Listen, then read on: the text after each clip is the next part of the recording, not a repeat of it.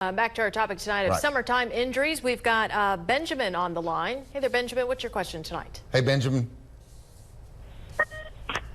Hey, we let our son's friend ride our ATV, and he immediately totaled it, but he walked away with just a few scratches.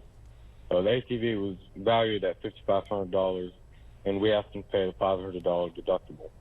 It's been a month, and we settled the claim with our insurance, but the kid's mom is now talking about medical bills we hadn't heard about before, and she's also trying to back out of him paying the $500. We've already settled with our insurance. What should we do now? And she's also trying to back out. Yeah. Look, in a situation like this, I mean, if you allowed them, to use your ATV, if you have insurance, you're not going to get anything from the kid or the kid's parents.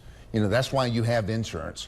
And, I mean, unless he stole the vehicle and, rode without permission, then, I mean, that's just the cost of doing business.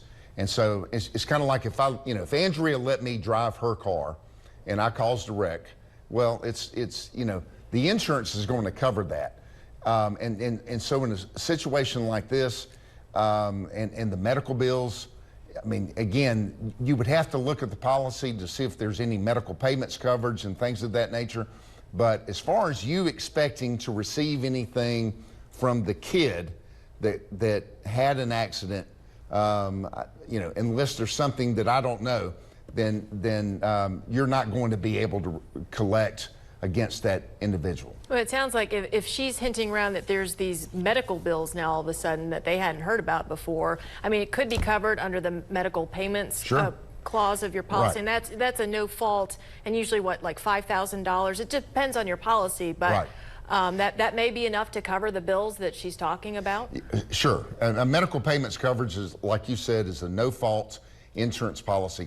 I don't see any negligence. You're not going to the kid is not going to be able to come after you for any kind of negligence unless, you hadn't maintained the ATV or whatever.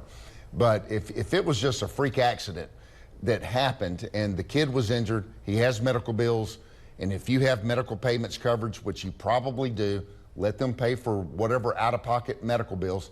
And medical payments coverage, there's no pain and suffering, mental anguish. You're not looking at, a bunch of money. You're just looking at covering the cost for them, out-of-pocket costs. But as far as you receiving money from the family of the kid that caused the wreck, you're out of luck, in my opinion.